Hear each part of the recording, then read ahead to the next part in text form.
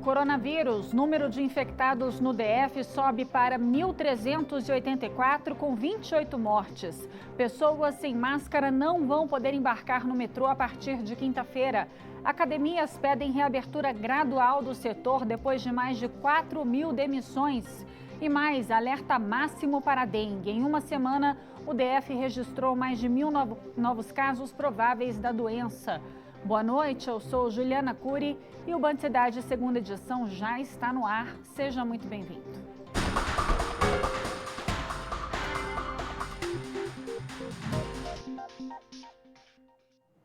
E vamos direto com informações atualizadas sobre o coronavírus no país e aqui no DF. O repórter Rodrigo Miranda tem os últimos dados, o último balanço. Qual foi o resultado, Rodrigo? Boa noite. Boa noite, Juliana. Boa noite a todos que acompanham o Band Cidade. Segundo os dados divulgados pelo Ministério da Saúde, temos em todo o país 71.886 casos confirmados de coronavírus.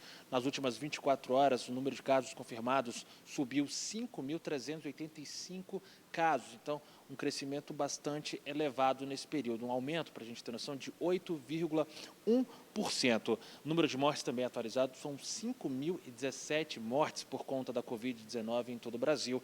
E no período de 24 horas, mais um recorde no número de mortes. Foram 474 mortes de ontem para hoje, um aumento de 10,4%. Vamos então aos dados aqui do Distrito Federal, porque eles foram confirmados agora há pouco pela Secretaria de Saúde.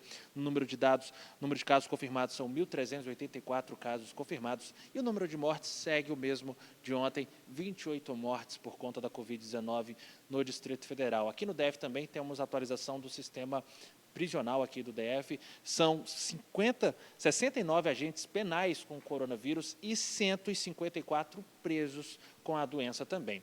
Vamos agora às medidas que o GDF tem trazido aí para tentar combater o coronavírus, e uma dessas medidas aí é eles ofereceram 253 vagas para o hospital de campanha que vai funcionar no Mané Garrincha. As inscrições podem ser feitas para os interessados aí até o dia 5 de maio e a previsão é que eles comecem a trabalhar já na segunda quinzena de maio. Todas as pessoas que estão abrigadas também lá no autódromo do Nelson Piquet testaram aí para a doença, para o coronavírus, testaram negativo, fizeram teste, testaram negativo, então todas as pessoas que estão no autódromo, nenhuma delas tem caso da doença. E a partir do dia 30, Juliana, a partir do dia 30, só vão poder entrar no metrô as pessoas que estão de máscara. Então, sem máscara, não tem como circular no DF a partir do dia 30, Juliana. Tá certo. Obrigada, viu, Rodrigo? Boa noite. Temos um novo balanço da testagem em massa no Distrito Federal. Até ontem, primeiro dia de ampliação dos postos de testagem, foram 21.650 testes feitos, com 169 casos confirmados. Nesta segunda fase, além do plano piloto e Águas Claras, as pessoas também podem procurar os pontos de testagem em massa em Ceilândia, Sobradinho, Guará, Lago Sul e Lago Norte. A Secretaria de Saúde reforçou que as testagens são prioritariamente para as pessoas com sintomas de gripe ou com histórico de contato com algum caso confirmado da Covid-19. Mas antes de ir até o serviço drive-thru, é preciso agendar o exame pela internet. Essa modalidade de agendamento passou a funcionar há uma semana para evitar aglomerações e preservar a recomendação de distanciamento social.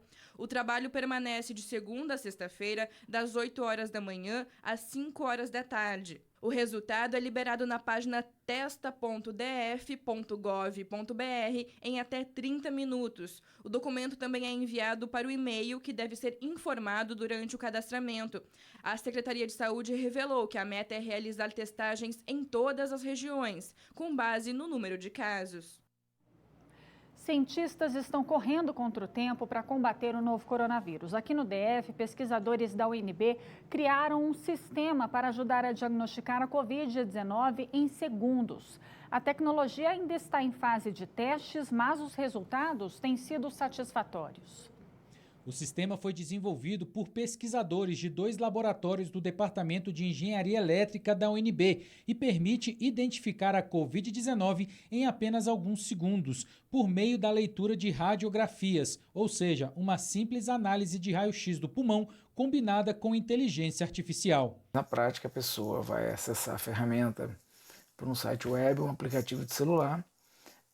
O especialista, o médico radiologista ou técnico de radiologia, ele realiza o exame. Se há uma suspeita de Covid-19, ele carrega a imagem do sistema, o sistema web remoto, ele precisa ter um acesso à internet, tá?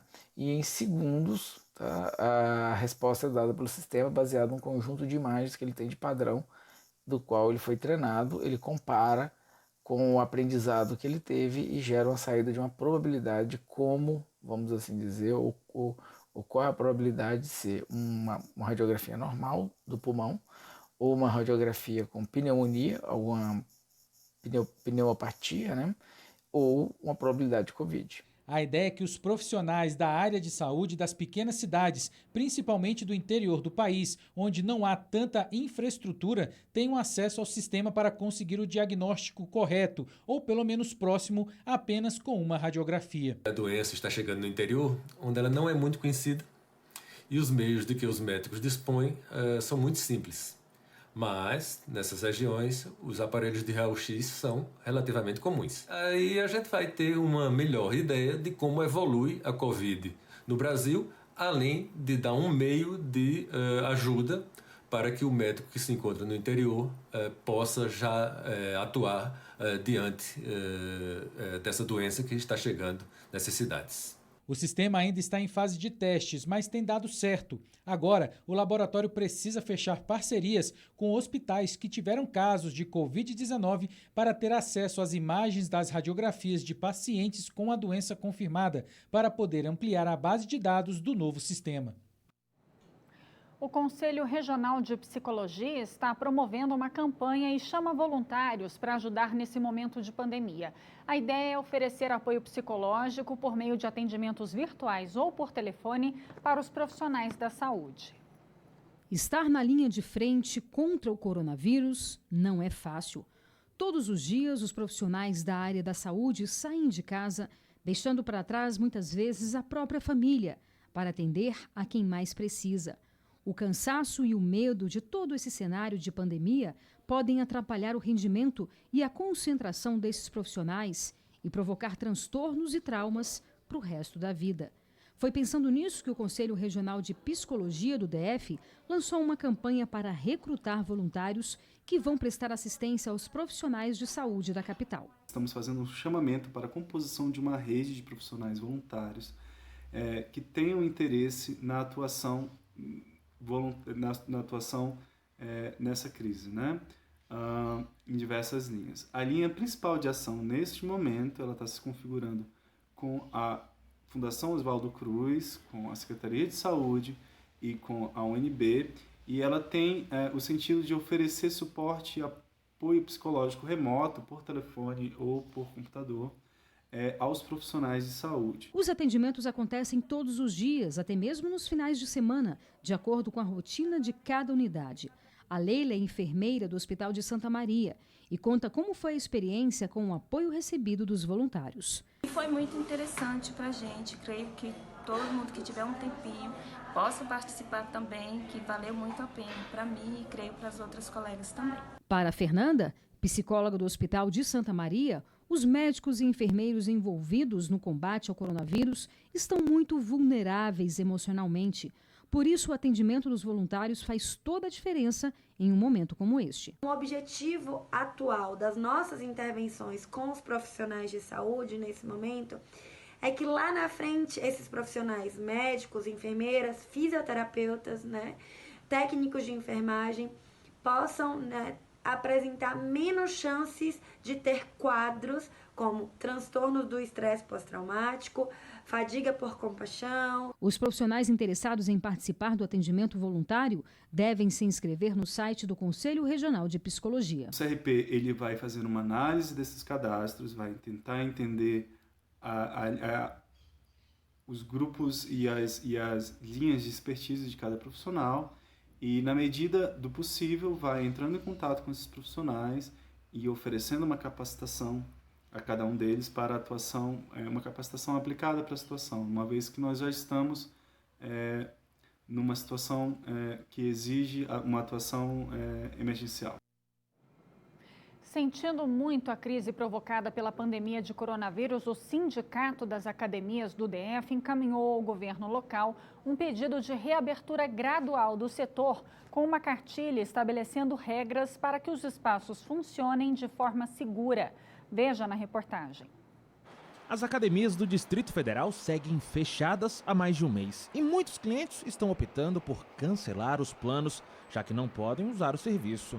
A debandada dos clientes chegou a 40%. E por causa disso, o Sindicato das Academias do DF já contabilizou mais de 4.400 demissões no setor. Diante de um cenário como esse, o sindicato solicitou ao GDF a reabertura gradual dos espaços. A ideia é que seja adotado um plano de ação com um protocolo de segurança, como o uso de máscara por todos os funcionários e clientes, medição de temperatura, distanciamento de pelo menos 1,5 metro entre os usuários e até o fechamento das academias, algumas vezes ao dia, para higienização.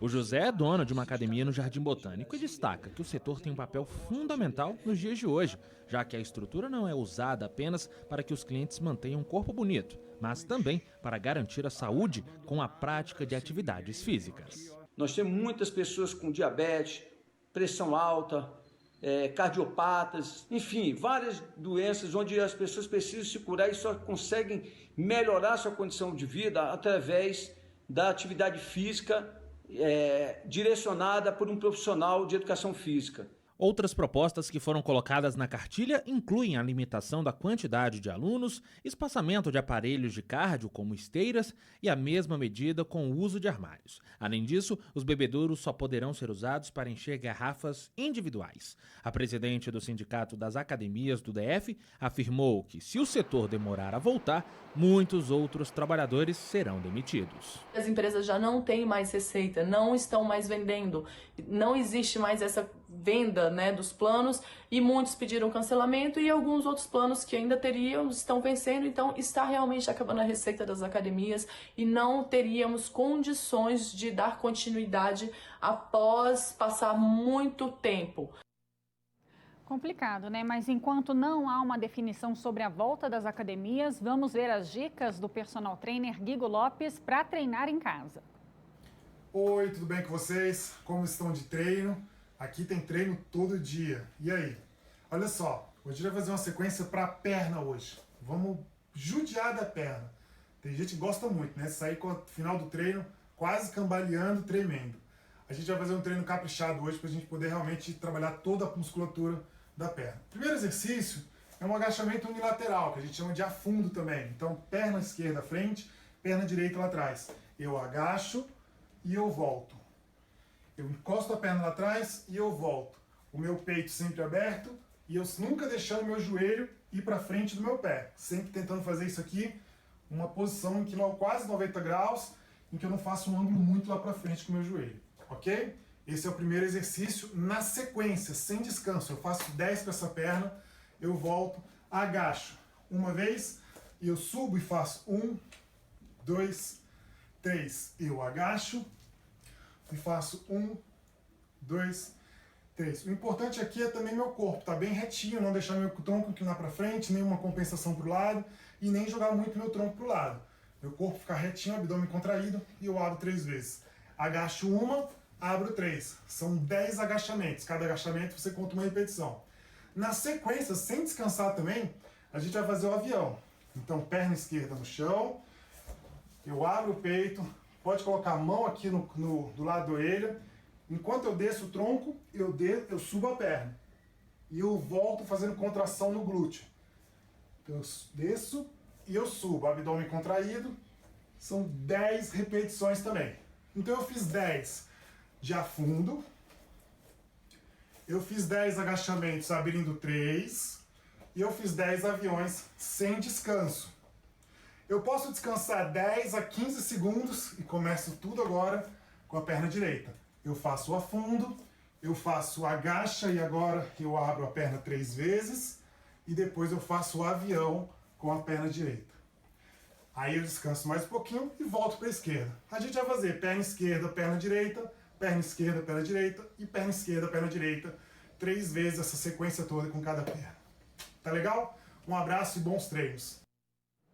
É isso aí. Em tempos de quarentena, os pais que têm filhos pequenos em casa devem tomar cuidado com o uso da internet e postagens em redes sociais. O excesso de exposição pode ser um grande risco.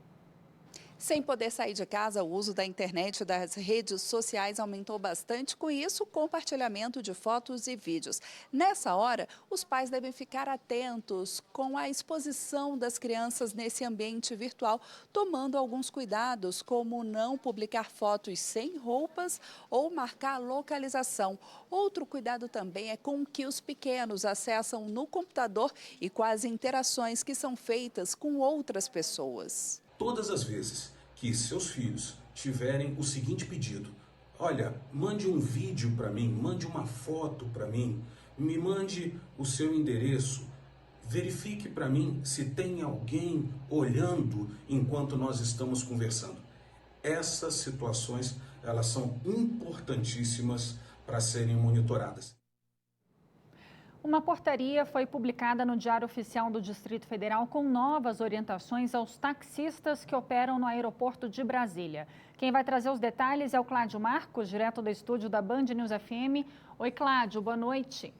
Boa noite, Juliana. Boa noite a todos que acompanham a gente. É isso, Juliana, novas regras, então, para os taxistas que operam ali, especialmente no Aeroporto Internacional Juscelino Kubitschek. A gente lembra que, normalmente, o Aeroporto JK recebia cerca de 260 voos diários. Esse número foi reduzido aí para um percentual mínimo, são 12 voos apenas diariamente aqui no Aeroporto Internacional de Brasília. Mesmo assim, tem novas regras, então, para os taxistas que operam lá naquele ponto. Eles têm que ficar agora, Juliana, naquele ponto de apoio que foi construído ali para abrigar os taxistas, daquele ponto de apoio perto do terminal. Então, eles devem ficar lá e só podem se deslocar se já tiverem a chamada aí para fazer o transporte do passageiro. E chegando ao local, eles também só podem aguardar por cerca de 2 minutos. Essa é a nova regra estabelecida aqui pelo governo do Distrito Federal a partir de agora. A gente lembra também que a portaria define que é expressamente proibido o embarque de passageiros na plataforma Superior 1 e também em locais que não estejam devidamente identificados pelo governo do Distrito Federal. E outro cuidado, né, Juliana? Lá no ponto de apoio, evita fazer aglomeração, fica no carro, se for conversar com um colega de trabalho, manter a distância de 2 metros. Juliana. Lógico. Obrigada, viu, Cláudio? Boa noite. E vamos ver como é que está a volta para casa nesse momento, pelas câmeras do DR. Ao vivo, a gente começa o nosso giro na EPTG. Aqui, imagens perto do viaduto Israel Pinheiro. Não dá para ver muita coisa, mas dá para ver que tem uma certa movimentação. Agora a gente vai para a Estrutural, ver como é que está a movimentação por lá. Estrutural aberta, com a faixa reversa aberta nos 2 sentidos. A movimentação também não está tão grande, não tem engarrafamento. Agora a gente vai para EPGU, Estrada Parque Guará, ver como é que está a movimentação por lá. A gente está perto do viaduto Camargo Corrêa, ali aqui na imagem. Também dá para ver que tem bastante movimentação, mas sem engarrafamento. E agora a gente encerra o nosso giro lá no Catetinho. Catetinho, um pouco mais de movimentação com relação às outras pistas que a gente viu agora, mas também sem engarrafamento, volta para casa tranquila. Lembrando que nós estamos em quarentena ainda, né? E olha, manda aqui para a Band o seu vídeo relatando como é que você e sua família estão se adequando à quarentena, como é que está a convivência dentro de casa, o que vocês estão fazendo para superar esse momento. Nós vamos mostrar os vídeos aqui nos nossos telejornais. O nosso número é o 999769204. E vamos ver o vídeo que a dona Cíntia, moradora da 215 Norte, mandou para a gente. Ela está passando a quarentena produzindo máscaras. Meu nome é Cíntia. E nessa quarentena estou tirando tempo para produzir máscaras. Um grupo voluntariado me chamou e eu topei o desafio. Então, vamos produzir máscaras. E tenham certeza, vai passar. É isso aí, parabéns a dona Cíntia. E veja a seguir, alerta máximo para dengue. Em uma semana, o DF registrou mais de 1.000 novos casos prováveis da doença. Imagens agora da EPNB, muita movimentação por lá, a gente volta já já.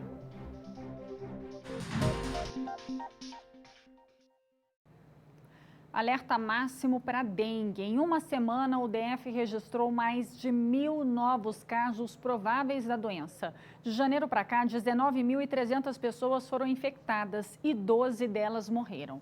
Os números levaram o GDF a um reforço das ações de combate ao mosquito.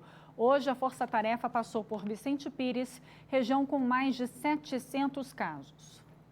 Há uma semana, o senhor Rony decidiu fazer melhorias no imóvel, mas ele garante que está tomando todas as medidas para evitar focos de dengue no canteiro de obras. Eu sempre me preocupei com qualquer tipo de recipiente que possa acumular água, principalmente na época de chuva.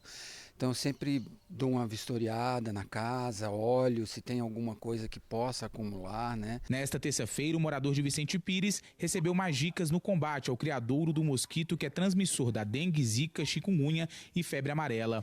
As orientações foram dadas pelo Corpo de Bombeiros, em parceria com as administrações regionais e a vigilância sanitária. Aqui a gente vai introduzir uma cultura. Qual é a cultura? Não adianta só o governo. Nós vamos entrar em casas hoje, mas não adianta só o governo. Se a população também não ficar atenta, ela tem que procurar onde tem um foco, um possível foco, o empoçamento de uma água, um jarro, uma planta. Para frear o aumento de casos, o GDF está intensificando as ações. O trabalho de hoje faz parte do programa Sanear DF. O projeto deu a largada em Ceilândia, no início de março, e já passou por mais de 10 regiões escolhidas pela Sala de Operações Estratégicas. Ele vai nos indicando, através das decisões feitas nessa sala, aonde é que vai ser feitas as vistorias. Toda medida necessária para reduzir o impacto causado por essa doença é bem-vinda, já que a capital registrou aumento nos casos. Agora são 19.378. Ceilândia continua liderando o ranking de testes positivos, com 2.441 registros da doença. Em seguida está o Gama, com 2.077 casos. Santa Maria vem em terceiro lugar, com 1.674. Neste ano, 12 pessoas morreram por complicações da doença. A dengue também é muito perigosa. E para evitar focos de proliferação do mosquito Aedes aegypti, o DER está retirando as carcaças de automóveis das margens das rodovias distritais. A maioria dos brasilienses está em casa por conta do coronavírus. Mas um outro inimigo continua solto por aí, o mosquito transmissor da dengue. Desde janeiro, foram registrados mais de 19.000 casos da doença aqui no DF, com 12 mortes. Por isso, os servidores do DR se mobilizaram em parceria com o Serviço de Limpeza Urbana para retirar as carcaças de automóveis das marginais das pistas da capital. O trabalho consiste em, primeiro, identificar onde são esses pontos, com as nossas equipes de fiscais de faixa de domínio, fazendo relatório, encaminhando para a Secretaria de Políticas Públicas, na qual designará as equipes para fazer a limpeza de entulho e lixo. Em média, estão sendo retiradas cerca de 20 carcaças por dia, o que contribui para diminuir os focos de transmissão da dengue. Para a ação, foram usados 6 caminhões, sendo 3 guinchos, uma viatura de trânsito e 3 viaturas de fiscalização. Os restos recolhidos das rodovias serão levados, por enquanto, para o pátio do 3º Distrito Rodoviário do DR em Samambaia. E o trabalho vai continuar nas próximas semanas. Veja a seguir, na cidade ocidental, homem mata ex-namorada a tiros e comete suicídio. Imagens agora da Épia Norte, movimentação tranquila por lá, a gente volta daqui a pouco.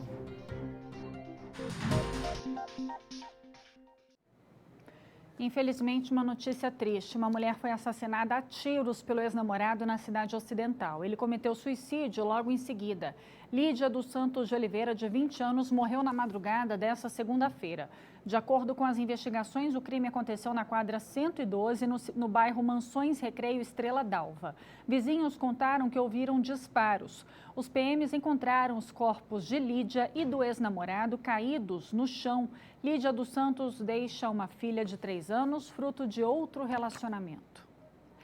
E a Polícia Rodoviária Federal prendeu um motorista que dirigia bêbado hoje pela manhã. O homem havia atropelado um motociclista na BR-060 em Samambaia. O motociclista estava parado no acostamento. Ele foi atendido pelo SAMU e está fora de perigo. De acordo com a Polícia Rodoviária Federal, o teste do bafômetro acusou 0,77 miligrama por litro de álcool por ar expelido. O motorista bêbado vai responder por embriaguez ao volante e lesão corporal culposa. E a queda na temperatura sentida pelos brasilienses nos últimos dias indica a chegada de uma velha conhecida, a seca. O período é marcado por mudanças de temperatura e baixa umidade do ar, o que aumenta o surgimento de doenças respiratórias, ainda mais agora em tempos de coronavírus. Vamos ver como é que fica o tempo amanhã. A previsão é da Somar Meteorologia. Olá, Juliana, muito boa noite. Boa noite também a todos que nos acompanham. O ar seco comanda o tempo na região central do Brasil e agora impede a formação de nuvens de chuva.